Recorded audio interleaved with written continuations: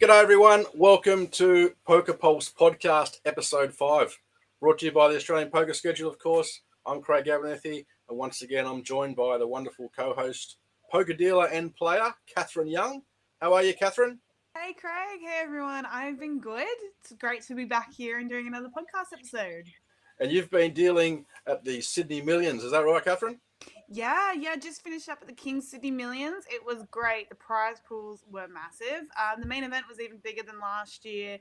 The top three did an ICM deal and all in the six figures. So huge win for all of those. Yeah, who was the winner, do you remember? Yeah, Khan Lee. And then we had Martin Finger and we had Chad. Yeah, actually I thought I saw Chad up there and Martin Finger. Yeah. And I actually saw Martin Finger, he made the final table for a 10K online as well. He came fourth, I think. Yeah. Did he? On the GG 10K online. Wow. So he had a big week as well. So well done to him. And we've obviously got Troy here as well, our resident poker pro. How you doing? Good. And you're back now from the Asian poker campaign and holiday you went on and donation. I am. I'm back in Australia for a little bit. You found a place for your new trophy, your PokerStars Spade trophy? No, not yet.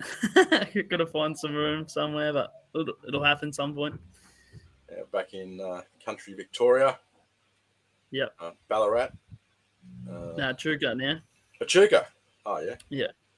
Just up the road. So, so it's been a good few weeks. We obviously try and do the podcast every couple of weeks. We've been a bit busy this time, and we've been very lucky to have special guest on the show, and I'll introduce him now. The one and only Shurane Vijayaram.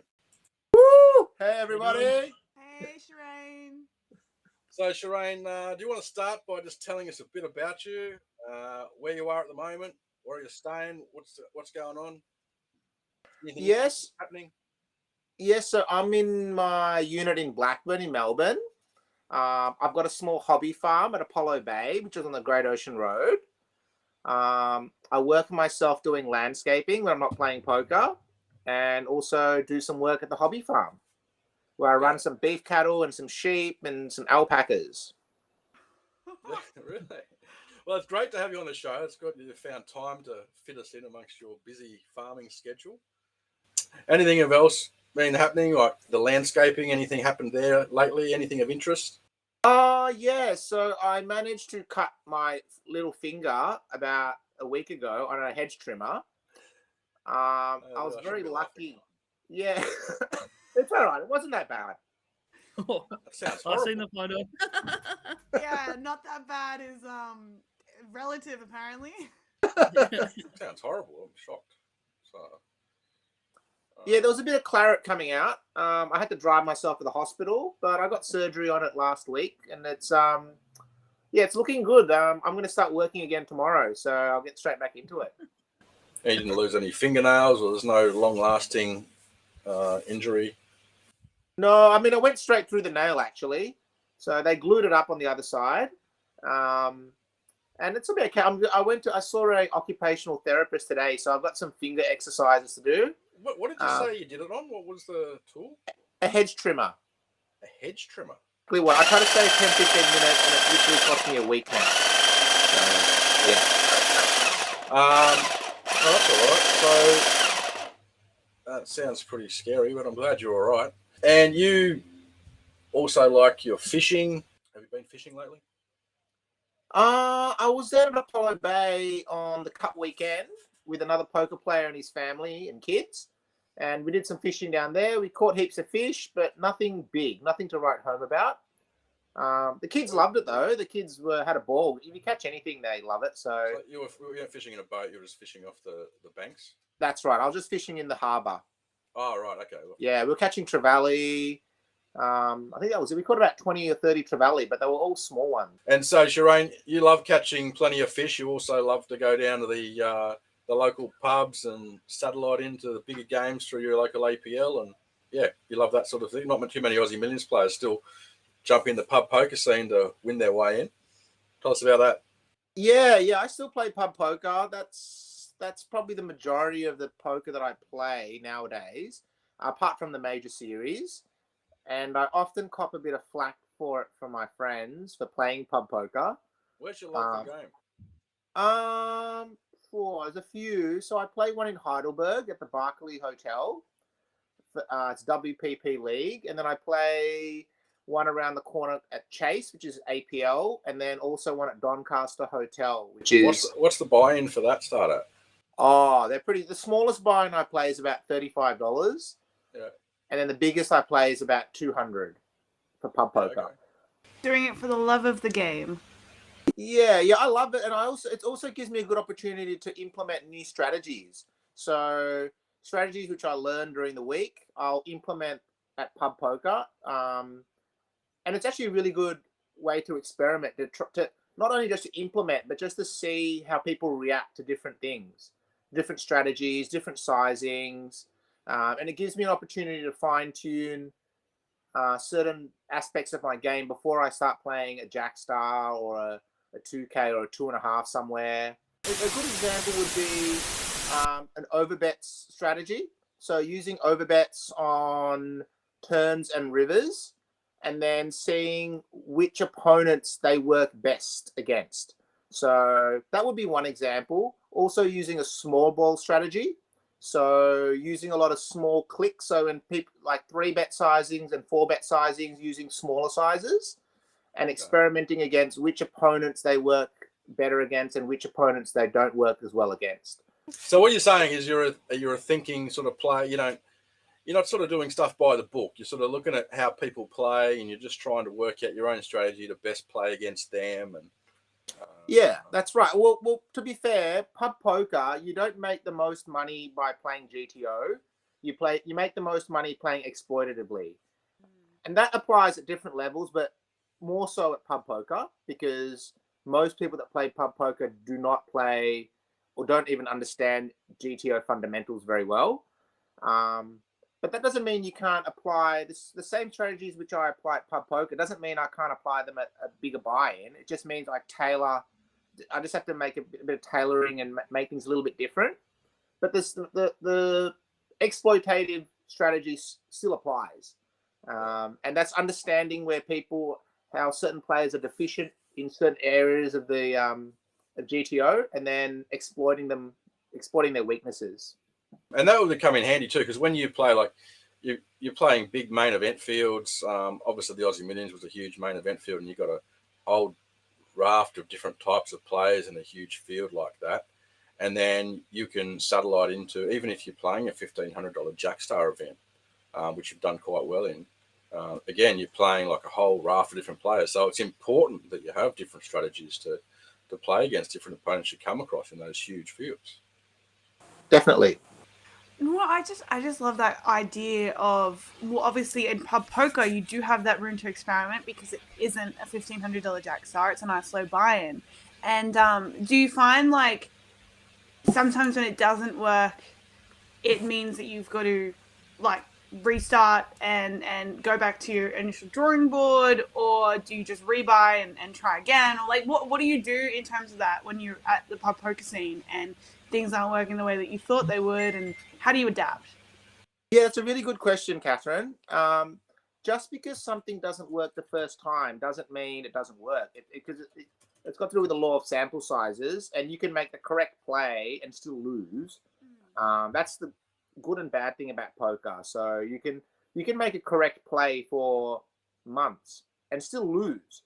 And in poker, you can make an incorrect play and still win over a relatively small sample size.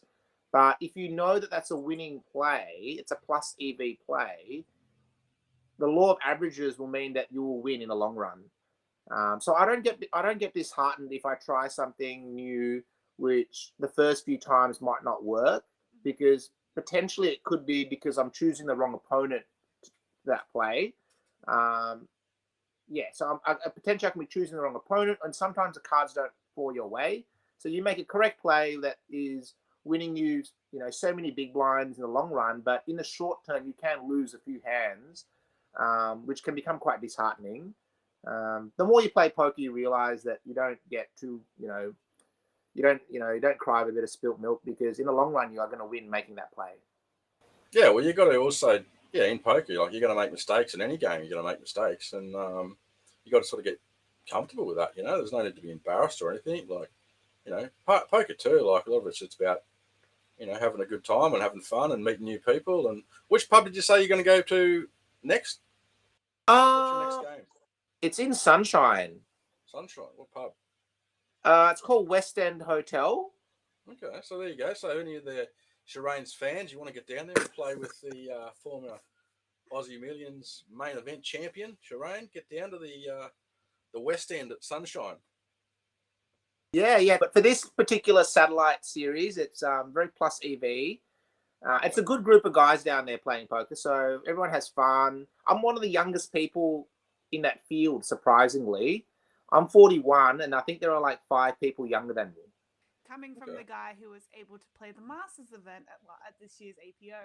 That's true. Yeah. The youngest Masters winner in Australia. That's correct. Yeah. What have you done since your big win at the Aussie Millions? You've won You've won probably about 5 or 6 trophies. I noticed you went from winning the main event at the Aussie Millions in 2017, and there was how many entries in that? Would you say? I think the 720 odd. 720. Yeah, okay. 725, I think. And you took that down for 1.6. And then you went over to, I saw one on your Hendon Mob results. You actually went to Tokemwal and took out their main event for $3,000. You beat 57 players there. Yeah, I think Troy was one of them as well, actually. Was he? Yeah, I was rooming with him. That series. So it's very proud to say I beat Troy, who's a crusher now. So I can always bring that up when I need to. Yeah, and I saw you winning. You took down the super high roller at the battle in the Barossa. Yeah. The winery there. Is it a winery? That's right. I was 2 bottles of wine deep when we were heads up. So that was quite impressive. It was free wine, so I don't normally drink when I play, but when there's free wine at a good winery, it would be rude to say no. Taking one out of the book from Daniel Nielsen, who seems to always be doing well while he's got a drink in hand. So yeah, nice. Look, a lot of people do it. A lot of people do it, and for our fans that are watching the show and they're not sure what we're talking about, the Barossa Valley is famous wine country in Australia and South Australia, and they have quite a prominent poker series that travels around the wineries and players called Southern Poker Tour. They just had one recently, and that was quite successful as well. I did have that on my website as well. So make sure you follow Southern Poker Tour on Facebook and check them out. They have some great little games down there. They're not the biggest prize pools and that, but geez, they are a very social bunch, and it's just a really good trip sort of atmosphere. It's like a destination series, I'd say. So definitely worth checking those ones out if you get the chance. As I said, Shurane, you had some success there. Yeah, I enjoy playing the SPT series. So something which I don't think a lot of poker players talk about is most poker players talk about the EV of playing a series, as in how much money you can win. For me, there's the EV of the series and there's life EV as well. So that's what you can do off the table, not while you're just sitting there. Because I like to do stuff off the table, whether that's good restaurants or fishing or sightseeing. And SPT has very good life EV apart from the poker. Their prize pools aren't the biggest, admittedly, but there's a lot of things. A lot of the locations they choose to host their series have a lot of things you can do off the table, and that's what I measure. I measure the value of that often before I go to a series, and that means a lot to me, almost as much as the prize pools, because I mean, poker's good. Don't get me wrong, I love playing poker, but when I'm not playing, I want to do something else. I don't play pokies or whatever, so I like to do other stuff, whether that's going to a nice restaurant or like checking out some sites or going to the beach. That's very important for me as well. I honestly couldn't agree with you more. I really love that. Like, I've never actually, admittedly, been to an SPT tour. I haven't gone down to South Australia for any of those, but one example that I can think of is Townsville. Like, I always rant and rave about Townsville and going to the Ville, and lots of players say, those prize pools aren't big. I see lots of the Centurions don't get enough, like, runners for their idea of, like, a good enough field. And I just think about the fact that, like, everyone enjoys Townsville for what Townsville is. And if you're not playing poker, then what are you doing? You should be exploring the place you've gone to. You've just flown to a destination. You should be enjoying that. So I really love to hear that someone else is of that same mindset, where you're not just thinking about the poker, but you're also enjoying your time off the table. Yeah, and South Australia is really well known, particularly the regional areas like the Barossa Valley and even around the coast. They're famous for their cheese and their wine and their just fresh produce. I know there's a place there called Coffin Bay. It's famous for the oysters and fresh seafood. So, yeah, some really nice places all around Australia. But, yeah, that's definitely one place that's underrated. And as you said, Shurane, you get down there and plenty to do outside of poker. I was thinking we might have a look at this famous hand you play, the heads-up play against Ben Heath. Might just play that hand just the last couple of minutes. It goes for a while, but just want to sort of have a look at this hand where you're thinking through. Vijayaram hasn't released his hand yet.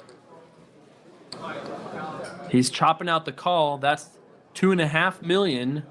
That's 3.2 million. That's the call. He's got it right there. If he pushes those chips forward, it's over.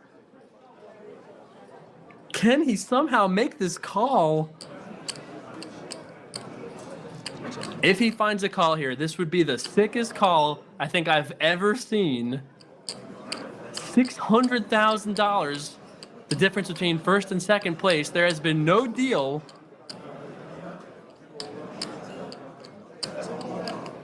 Vijayaram trying to figure this out here, but this would just be absurd.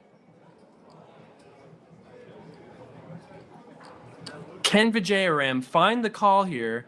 Our satellite qualifier in for $135, playing for 600 grand in front of one of the largest live stream audiences for poker in Twitch history. What can you have? You got to bust the draw here. Feels like a bust. He's figured it out. He can only really beat a busted draw. Hearts are straight. And no matter whether he calls or not, Vijayaram's instincts this hand has been amazing. Props to Ben Heath's poker face. He is showing nothing. Can Vijayaram find the call here on the river for all the money?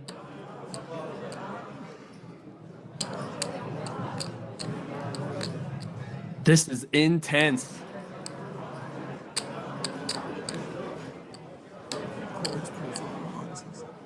He's replaying the hand again. He raised, got called. Check called flop. Check raise turn from Heath. And then Heath shoved the river. He calls! It's all over! Holy moly, he wins the tournament! That's it! It's over! Wow, wow, wow! All that money going to Vijayaram. That is the run-it-up dream right there. $135 into $1.6 million. Yeah, it's a tough one. On the river, I put him on King 8 or Queen 8. And I actually thought he might have King 8 or Queen 8 of hearts. And obviously King 8 beats me, but Queen 8 doesn't. So I was umming and ahhing if he has King 8 or Queen 8. In the video, you can actually see, I actually mouth out that King 8, Queen 8. Yeah, and I really went over the hand and replayed it in my head a few times. I was mumbling about different things about what I was thinking about. And I think when I made that final table, I was quite aware of my image from the previous day where I hero called Kura Aldemir with a pair when he had a flush. It was a 4-liner for the flush, and I hero called him with like third pair or something. So I was actually quite aware of my image that I was perceived as a bit of a laggy fish wreck. And so when I played the start of the final table, I made a conscious decision not to play fairly tight because I was aware that my opponents wouldn't try to bluff me, knowing that I can be a bit stationary.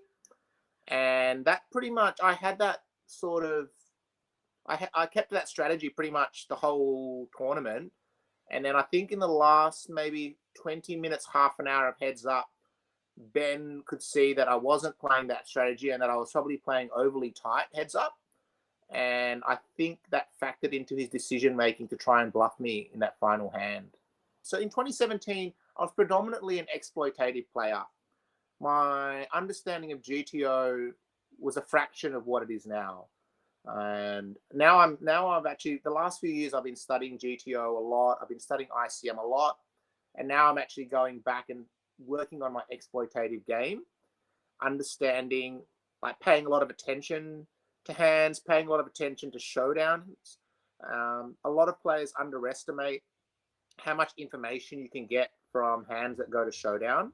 The other thing that Jason Somerville says there in commentary is the satellite qualifier is in for $135. How did that come about? Like, you weren't much of a tournament player. You said you just mainly played cash, didn't you? That's right. I played tournaments a lot online, micro stakes. I used to do pretty well on the $2.20 180 man on stars, and then occasionally I'd shot take and then play like a $10 one, or $10 one, $20 one. And I actually got back into poker through a good friend of mine called Gary Kieran, who I met in September 2016 fishing at a pier. And he convinced me to play a $50 pub game at Doyle's on a Monday. And that was, at the time, that was the best pub game in Melbourne. It was a day game, and it would be about anywhere from like 1,000 to 1,400 for first. Nowadays, the games are much bigger. There's many games which have much bigger prize pools, but at that particular time, it was actually quite a big game, and that invigorated my thirst for tournament poker. So I played that I pretty much played it every Monday for 3 months straight, from September until December, and then I'd caught the bug, the tournament poker bug again. Yeah. Yep. You went to Crown just randomly and thought you'd jump in a satellite? Is that right? Or No. Well, you had a keen. You wanted to play the Aussie Millions main, or the weekend just before Aussie Millions, I was supposed to drive up to Sydney for a fishing trip.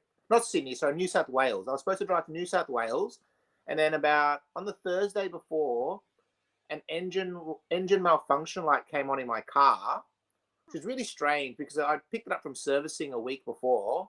So I drove to my mechanic and explained what happened, and he goes, your engine's firing on 3 cylinders. You can't drive it further than 20-25 kilometers because it can mess up the firing with the pistons or the cylinders or something.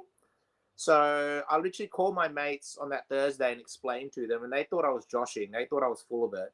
They thought I didn't want to go up, and I was like, no, I really want to go. This car issue thing, I can't go. So I ended up playing. I think it was a Saturday night. I was bored out of my brains. I'm like, what can I do? And I looked on the internet, and there were satellites for Aussie Millions. And I'd previously played, I think, 2 satellites at Crown before that, and won one of them for the Poker News Cup.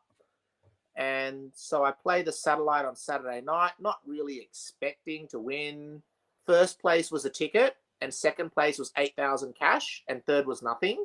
Wow.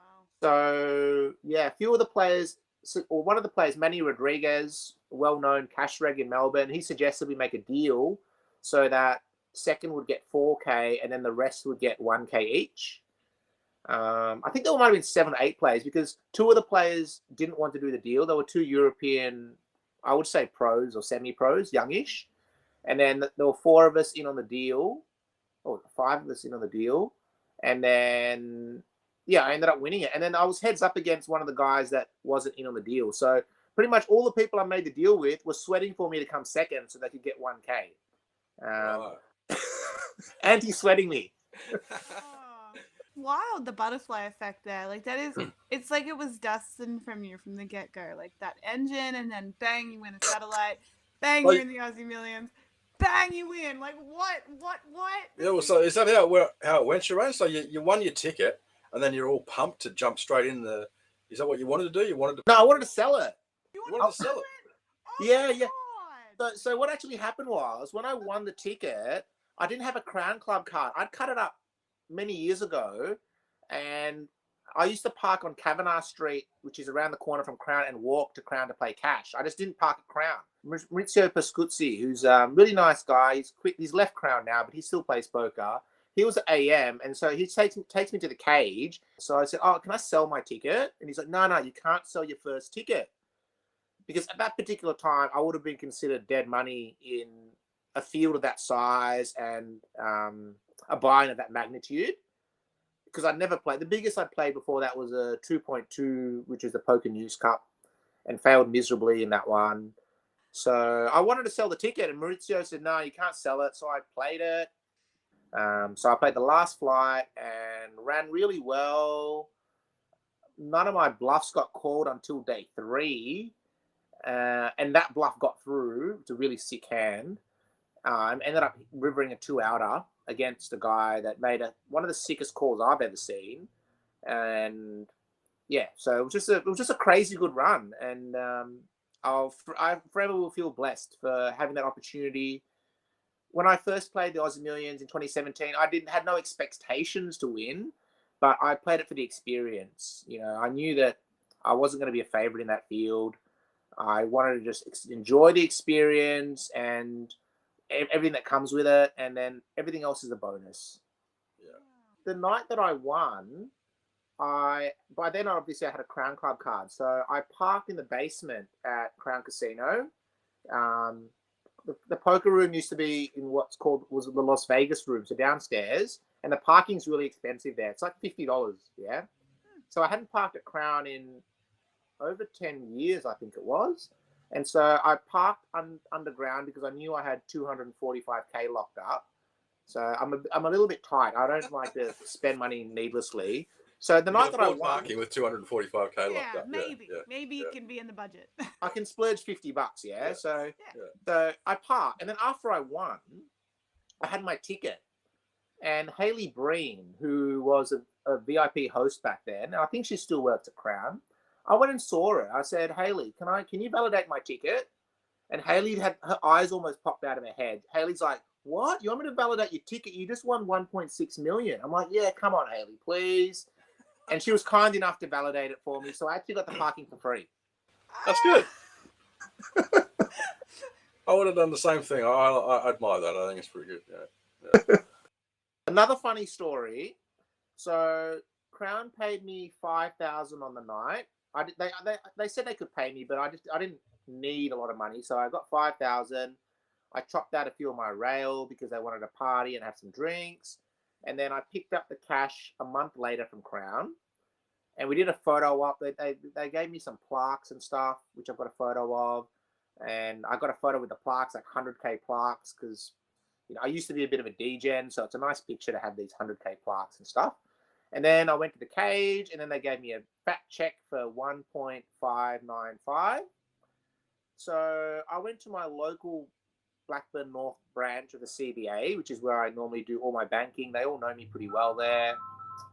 And so I went there, and I went there 5 minutes, maybe 5 or 10 minutes before close.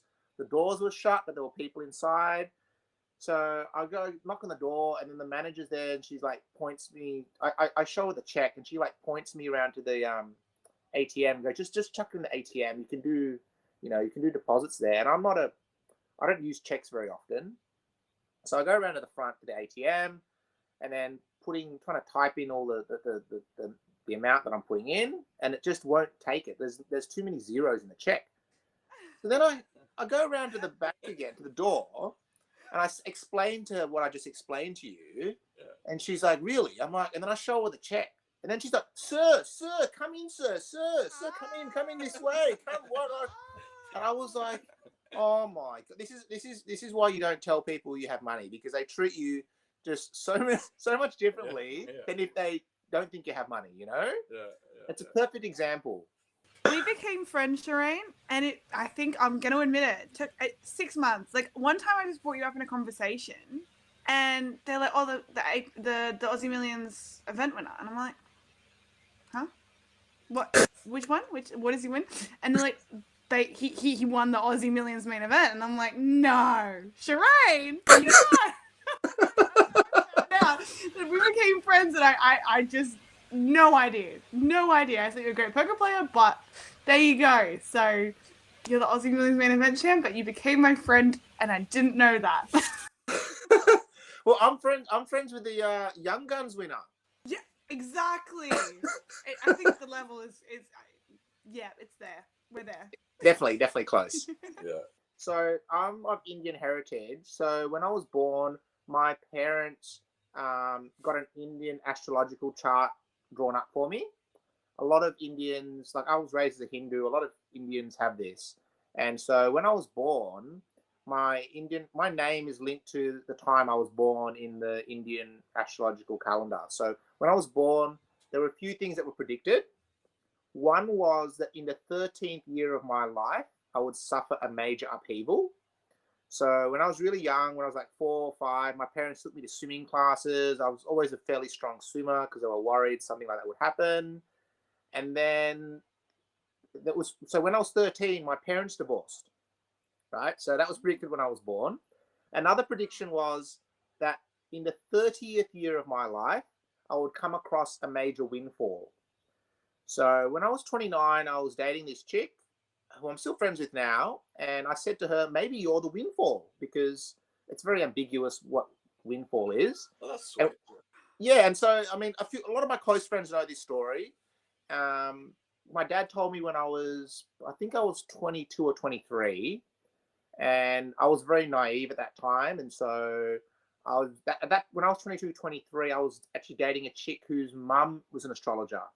So I used to give her a bit of crap about astrology and stuff because, again, I was naive and I only knew what I knew. And then, so in the 30th year of my life, going forward now, I was dating this chick, and I said to her, maybe you're the windfall. And during that time, I didn't play any poker at all because poker requires a bit of time and stuff like that. And so I literally played not zero, but very little poker between the ages of 29 and 33, which is when I won the Aussie Millions. And I actually believe that prediction was about Aussie Millions. Yeah, wow. Wow. Yeah, well. That's too good. That's too good of a story. Yeah, it's pretty crazy. It's very. In fact, I'd never spoken to my mum about that prediction. And then after I won, I was at a place for lunch, and she had a back turn to me, and I said to her, "Oh, have you got my Indian astrological chart?" And she goes, "Oh, it's because you won, isn't it?" And I had literally never spoken to her about that ever. Like, my dad told me when I was in Malaysia when I was 22, 21 or something, and she knew straight away what I was talking about, which is when she said it's because I won, I literally got goosebumps on my hand, like all up my hand, because I was like, man, this is trippy, man. This is like really trippy. Yeah, that's a pretty cool story. I love that. I love that. And you're a Hindu, you said. I was raised as a Hindu, but I now raised farm cattle. Beef cattle. That's right. It's like having a Jewish pig farmer. They're very, very rare. Gotcha. That is. How's the cattle going? The cattle are doing well, very well. I'm going to sell a few at the moment. I've had them for a bit longer than most people, so I'm going to sell off a few and then keep a couple of the really nice ones, the friendly ones. The cattle price is down at the moment. Like, what sort of cattle is it? Is it good quality cattle, or is it... Yeah, I've got Black Angus, Red Angus, a couple of Frisian crosses. But cattle price is well down at the moment. Like, it's well down. I'm going to sell. I've got sheep as well. I've got Aussie Whites, which are really good meat sheep. They're considered the Wagyu of sheep. And Shurane always wears my Australian poker schedule cap when he's playing around in the pub games, and he's got plenty of photos with my APS hat on too. So I appreciate that. One other thing I wanted to ask you about was you almost got scammed, didn't you? Some sports betting scheme. That's right. I've almost been scammed multiple times. I couldn't count on my hands how many times I've almost been scammed. But I think the one you're alluding to is the MHS, run by the Marley. That's right. That's right. In fact, I tried to get you into it as well. Yeah. That's how it all came about. Is you come up to the Gold Coast, put you up at my house. You tried to rob me by getting me into this scheme for a bit of commission or something or whatever, and you were just sharing something, your experience with this thing, and you put some money in it. I'm presuming someone signed you up to it as well, and you got in it and parted over some cash, and then next thing you had an account, and you'd get sent some tips every week or whatever, and you sort of followed the tips loosely, and for all purposes it looked like you were winning money. And sports betting, for me, I understand, it sort of doesn't work like that, which is sort of why I clicked onto it. So obviously, you can back horses and sport teams and win money, and some people are good enough to be able to do that. This particular business, he was scaling it out to the point where he's signing up, he claimed to have like 1,000 customers or so, didn't he? And That's right. that was sort of my first question to you, is how many customers is he got? You said, he's got 1,000. I said, and what? And you've all given him what? Sort of how much do you reckon? And he said, I've given him a couple of grand, but a few people are giving him 5, a few people are giving him 10 grand. And I'm like, wow. So if everyone's giving him, say, on average 5 grand, and there's 1,000 customers, that's $5 million. Like, yeah, I guess. Which means he has to outlay a lot of money to win that sort of money. I knew as like a bit of a sports bettor myself, and someone who sort of does a bit of arbitraging and that sports betting, the biggest problem you have is scaling it up, because as soon as you start winning a little bit, and then you try to multiply it out, you get problems where the bookmakers won't take your bets. So the only way around that is to, split it across multiple accounts. You might have a friend or whatever. And so then I thought, maybe that's how he's doing it. Maybe he's using all your accounts and your details, and he's using your accounts to do it. But he wasn't. He just claimed to be taking all the bet down on his own action and wouldn't explain it. So, I contacted him about it privately several times just to find out. I just wanted to know how he was doing it, whatever, because I thought it was unbelievable. And it turned out, to cut a long story short, it was a big scam. Not possible. It was a big myth, and that's come to light over the last few years anyway, and not my big involvement. The reason I sort of mainly wanted to be involved in stopping it is because a lot of my friends in the poker industry, they were sort of talking about this, and a lot of them had joined it. So, I wanted to make sure that they didn't get stiff, because I could see what was going to happen here. I could see that, these things, unfortunately, when you go to get your money out a couple of years down the track, all the money's gone. The only way that they're making money is new investors. And once the investors dry up, the money dries up. Look, I understand you got your money back because you listened. It was a couple of years ago now, and you were able to get your money back. But now you're sort of out owing about, we estimate about $5 million in just deposits alone that he has to pay back, let alone the money that he claimed to have won. He was 10xing that. So it adds up to, it's well over $40 million in everyone's accounts it adds up to. So people that thought they had $1 million in their account, or $500,000 in their account, and they were planning on withdrawing it to buy a house, unfortunately, they're not going to get that, because the winning money didn't exist. And the real unfortunate thing is most of these people, in fact, anyone who hasn't got their money out like over a year ago now, or right at the start, if they'd listened to my posts or whatever, probably aren't going to get their deposits back at all. It's all going in the court. The last couple of times I was up at the Brisbane Supreme Court yesterday, actually, because I wanted to see what he had to say on the witness box, interrogated by the barrister. And all he could provide was, I don't know, and I can't recall, and, not off the top of my head. And so he's got no idea about all this stuff. He can't provide any proof that he's got any of that money. So unfortunately, the victims that are left in that scheme, as it worried me initially, most likely, and it's all still alleged at this stage, but like the likelihood that people are going to get their money back out of this, less than 1 in a million, I'd say. Like, just the highly, highly, highly likely, and even the most optimistic and open-minded persons probably come to that conclusion. But anyway, so it was good that you did listen, Shurane, and I did provide you with some useful information. And I haven't achieved as much as you. I didn't on the 1.6 million, but I stopped a guy ripping people off. I don't know. Hopefully, a few $1 million I saved people. But 100%. I'm actually forever in debt for you giving me that advice. Yeah. Because as you know, I didn't understand sports betting ecosystem very well then. I used to punt off on table games when I was younger, but never at sports or horses and stuff. So I never understood the ecology and how the system works, and that if you're a massive sharp better that your action will get limited. And Marley's claims that he was a sharp better betting these amounts just doesn't make sense if you understand the ecosystem and how it works. And you know as well as me that I was planning on leaving it in for another year or two and getting a massive lump sum. As most people did. That's what most people's plan were. People weren't trying to be super greedy about it, you know. I spoke to people and, you know, they said, look, I just want to make 50K, and this guy, the rate this guy's making it, I can put out 5K, and in 1 year I'll have 50K.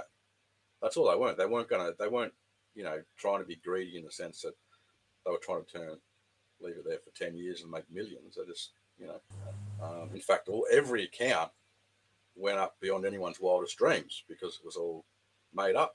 And so people's plans sort of changed. And when you saw, you're like, as you said, you were trying to make, initially you would have been just happy to make 10 grand, right? And then you would have seen the returns and you're like, holy crap, I can actually buy a house with this. So then you started making other plans, yeah?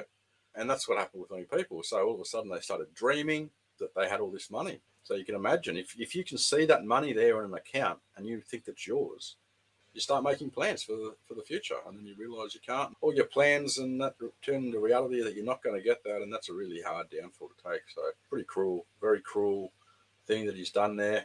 And I have to say, initially, because I live in Melbourne, I'm not in Queensland, I didn't realise just how much flack Craig copped for exposing Marley, which Craig didn't have to do. It was his own volition because he cares about people. He had nothing to gain, literally nothing to gain by exposing. No, I didn't have any money in it. I just didn't.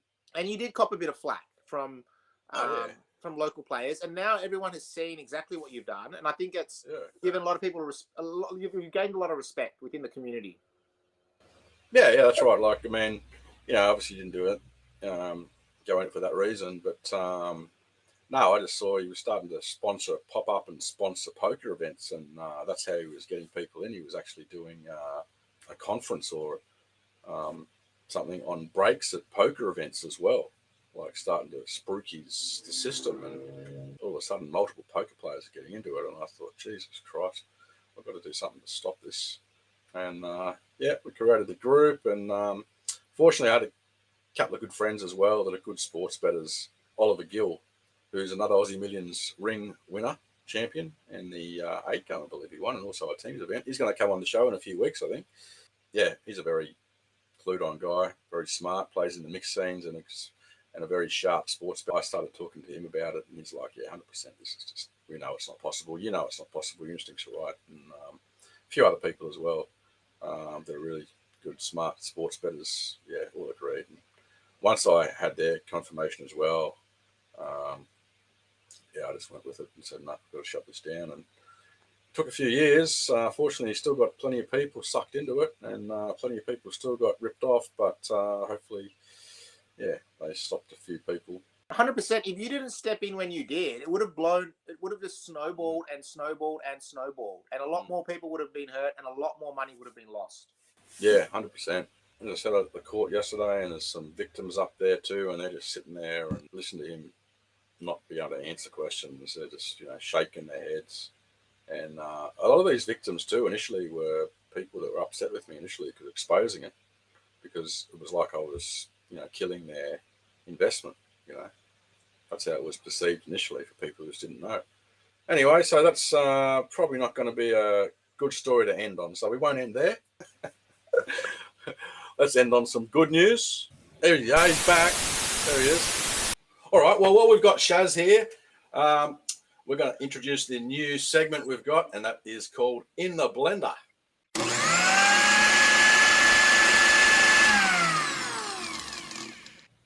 So in the blender, what we're going to do is we're going to ask some questions. First one to buzz in and tell us the answer. So you get the points. We'll try and do this on the rest of the shows as well. Every guest we get in, we'll see who does best, and they'll be up against Troy and Catherine. So, got a few questions. They are poker related, most of them, and then we'll get into a couple of unrelated questions. Just to see if you've been listening to the show and you're still alive. Who won the Aussie Millions main event in 2017? It's all over. Is that your answer? That's just a warm-up question. Ah, shit. What's the answer, Shurane? Mel Judah. Yeah. All right, next question. Who won the APL Million main event 2024? Oh, Yes, Cathy. Who won? that would have been Amin. Amin Riazadi, yes. Yes. He took it out, $705,000. How many Australians, this is a bit tougher, how many Australians have made the WSOP main event final table? Troy, all right. How many you reckon have made the WSOP main event final table? 3? 3 is incorrect. Oh, Penny. You've got to be able to... Is it just One? one? No, incorrect. No, incorrect. I know at You wanna least. I'll go Troy for 4. Yeah, 4's the answer, but I guess you want to try and name them, or obviously the most obvious one, the guy who won it. Linsky, Joe Hasham. The most recent that got heads up with is Adrian. Adrian Attenborough. Yes. I don't know who the 4th one is. The 4th one was in 1997. I've been 5. There was 312 runners that year. Stu Unger won it. Doyle Brunson finished 16th. Phil Helmuth finished 21st. And the Aussie that finished 3rd. It's all over. Jeff Lizandro? No. It was Mel Judah.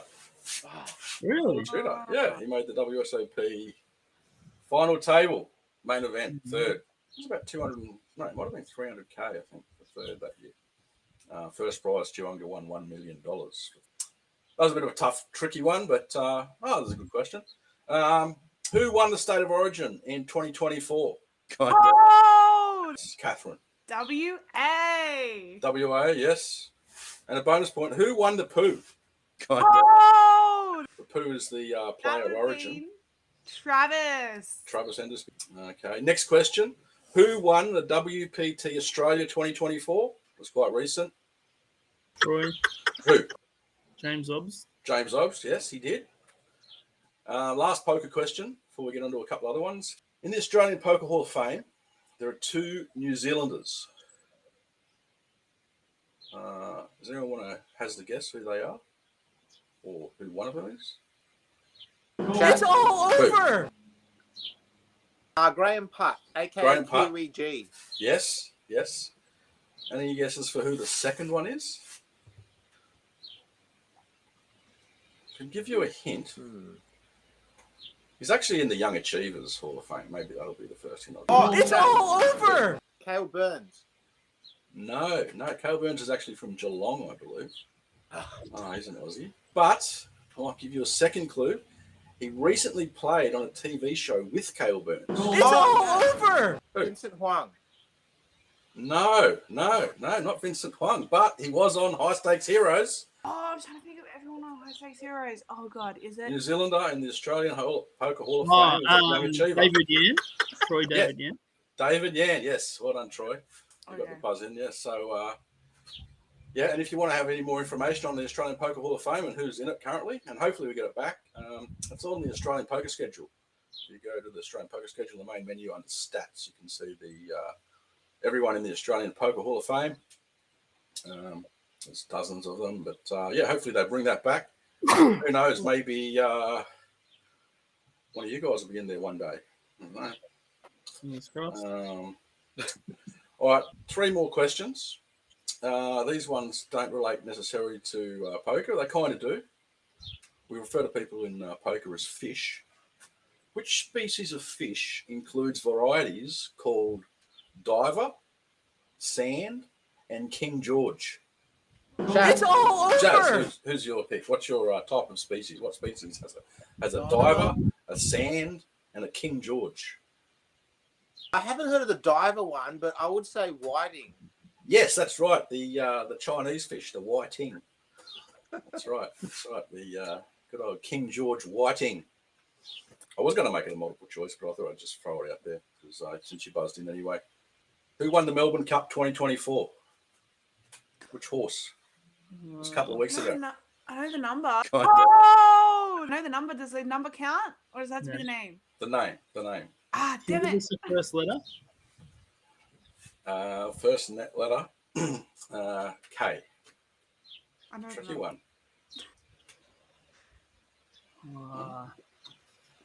I can't think of it off the top of my head. Was no guesses? Number 11, but I don't know the name. It was 100 to 1. Yeah, I know that. Knight's Choice. Yeah, it's Knight's Choice, yeah. So no one got that. Who'd you pick in the Melbourne Cup? Anyone have any winners or anything like that? You obviously didn't pick I the winner. picked second place. Did you? Second? That hurt. I had everyone else but the winner. I picked third place and I put it in a Quinella with the field, so that was annoying. I picked Akita Sushi. And so I did get money back for the place. So I paid it right for the place, but yeah, Quinella was no good. All right, last question. Cathy, I reckon you might know this.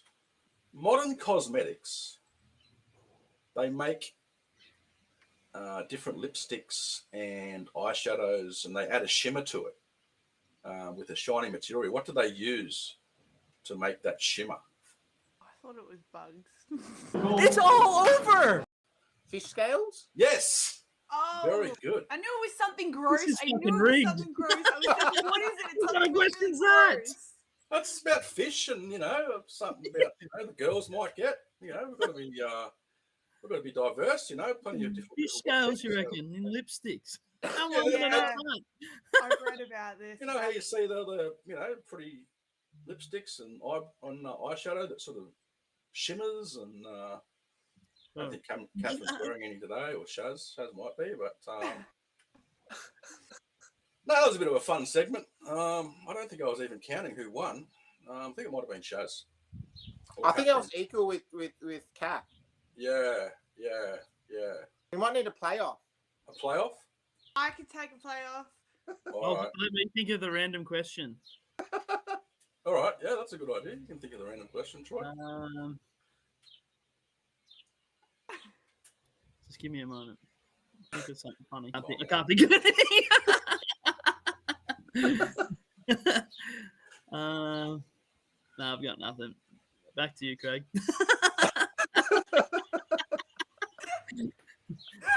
Give me a second. I'll find something. I'll give you a question if you want. I've got a good one. Okay. How far can a lion's roar be heard from? Oh! Yep. 90 kilometers. No. I just thought it was going to be something really weird. All right, It's all Kat. over. 3 kilometers. No. Are we in between? It's more than 3 and less than 90. That narrows it down. Okay. Kind of. Oh! Let's go with 12. Last 12 guess. kilometers. less than 12? Oh my god. All right, It's all over. We'll go 7. What? 8 kilometers. We need a better question. We ever get it right? Shurane wins because he was the closest. It's all over. I was just like, it's got to be something crazy, right? So I just went 90. Well, 8 kilometers is a fucking long way. That's a fair way. Yeah. Raw.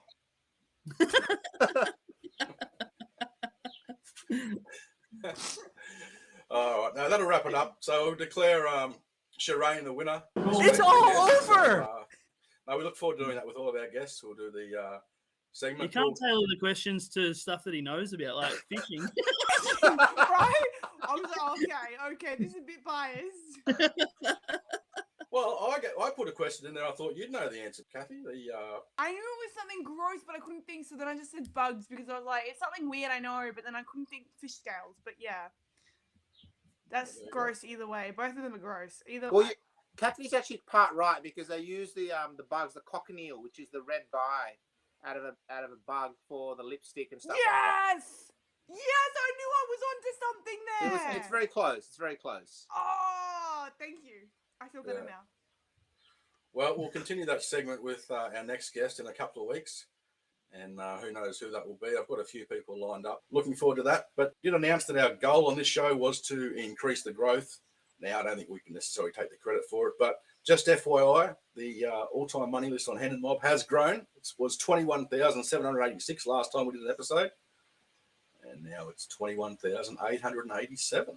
So, extra 100-odd people. I think mainly due to the fact that APL's been running out and about, and they had a big series at a new venue, so they might have got some new players there. But all around the country, there's been a lot of series recently, and people getting their first cashes. Speaking of, we do have a little segment I like to do called Maiden Winners. So I just want to shout out to a few people that got their first trophy over the last couple of weeks. Josephine Ting. Now, she's been winning a lot of events recently at her local Brisbane venue, but she hadn't had an actual trophy yet. She got her first win in the high roller up at the APL series in Brisbane. So congratulations to her. That was $12,000 in the mini high roller. Another first-time winner, Benjamin Thiessen, I want to pronounce his name. He took out the main event at the APL PT up at Brisbane Kedron Wavell. That was $21,000. So congratulations to him on his first win. Another one for the girls, Tanisha Rewu.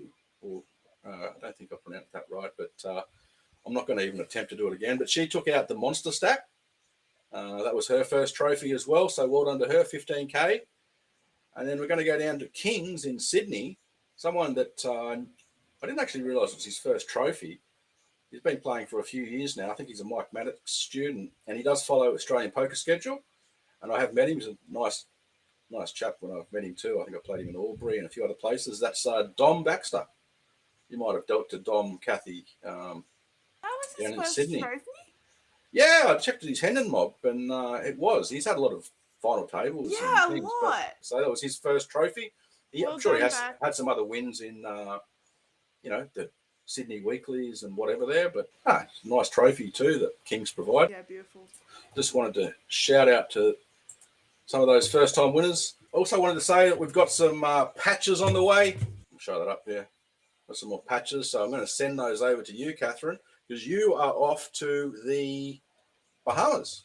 Yeah, 3 weeks is going to be absolutely amazing. I cannot wait. My partner's actually going to be over there. He's going to be playing the 25K. And I'm just going to be there celebrity hunting. If I could find any poker, I'll just be a little fangirl. And if I can bump into someone and find them to have even just 30 seconds on camera, that would be insane. So I will be in the Bahamas filming lots of content. I cannot wait for this. Yeah, that's going to be the WSOP in Paradise. Yes. That'll be a Poker pretty Paradise. cool event. You been over there, Shurane? Not yet. I've been over to the WSOP in Vegas. I was over there 1 year, and we just shouted me dinner at a nice restaurant. Nice is embellishing it a little bit, but it was good food. Yeah. Ellis Island, which is a side hotel, bit of a dark alley there, but it was a nice steak.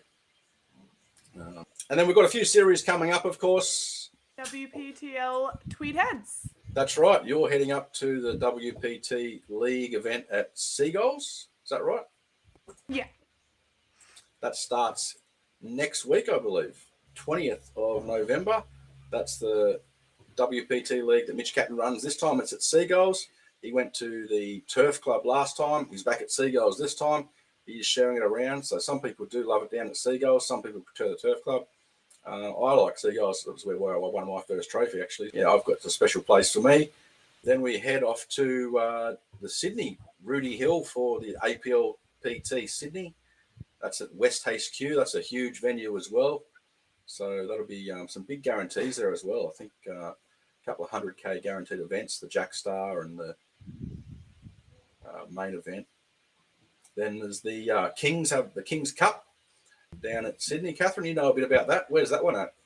Yeah, that one's at Churchill's. That's a really good one because they have amazing structured events and it's all in the lower buy-in range. Definitely one I played last time actually and did really well in the mini main. But yeah, everything's like under $500. Still amazing structures and just really well run by Kings there. And they're mostly dealer dealt too, yeah. Yeah, it's a dealer dealt series. That's at the Churchill Sports Bar in Kingsford, near the airport there. Not too far. Then the SA Poker, they have the South Australian Super Series. They've got 100K guaranteed to the winner, I think it says. 2K main event entry. They're guaranteeing 100K for first. That's hosted by Matchroom Poker. Shout out to Fred and the guys at Matchroom. I hope that's a big series for you. All our South Australians will be keen to go there. And then we've got the Crown Poker Series, December 2nd to December 8th. Troy, you might be heading to that, Shurane? I might go if I'm not overseas. Yeah, I think they've got probably half a dozen or so events there. They're getting bigger and better. They're starting to run some really good tournaments there. So outside that, the biggest events next year, obviously, we did announce the Aussie Millions starting up again next year. That's going to be at the start of April now, I believe, Troy. Do you want to confirm the buy-in for that? It's confirmed as a 10K buy-in. I'm not too sure on the dates, but it's sometime in April. I think it'll be early April, but it'll all get released next week. Yeah, I thought that I heard by the grapevine it's going to be before the Australian Poker Open. Yeah. You got any plans to go to that one next year, Shaz? I hope so. Yeah. Probably Hope so, satellite at least. in. Yeah, hopefully satellite in. Really looking forward to it. And all the camaraderie that comes as well with a lot of the international pros that come down that haven't been here since 2020. So it'll be good. It'd be good if they could bring the Hall of Fame back too. And because there's probably a lot of people that I reckon are, earned their spot in that Hall of Fame now, or elevated from a young achiever to an absolute crusher. We'll see how that goes. So we'll wrap up the show there. Don't forget, we are on YouTube. Obviously, we're on Spotify, we're on Apple, and we're on Amazon Music as well. So you can download, subscribe to us all there. Make sure you like the video. We have plenty of people watching. It'd be great if you could all like the video and subscribe to it. We're also on social media. We're on Instagram. We're on Facebook. So Cathy and Troy have got access to that now. So they've showed me how to do the Insta stuff. They're the Gen Zs. I'm a little bit older, so I do more of the Facebook stuff and that. But yeah, make sure you like us on that. We'll try and get some more content out there. And other than that, we will see you next time. Thanks, guys. Thanks, Shurane. Thanks for Thanks, coming. everyone. Thanks for having me. Appreciate it. Cheers.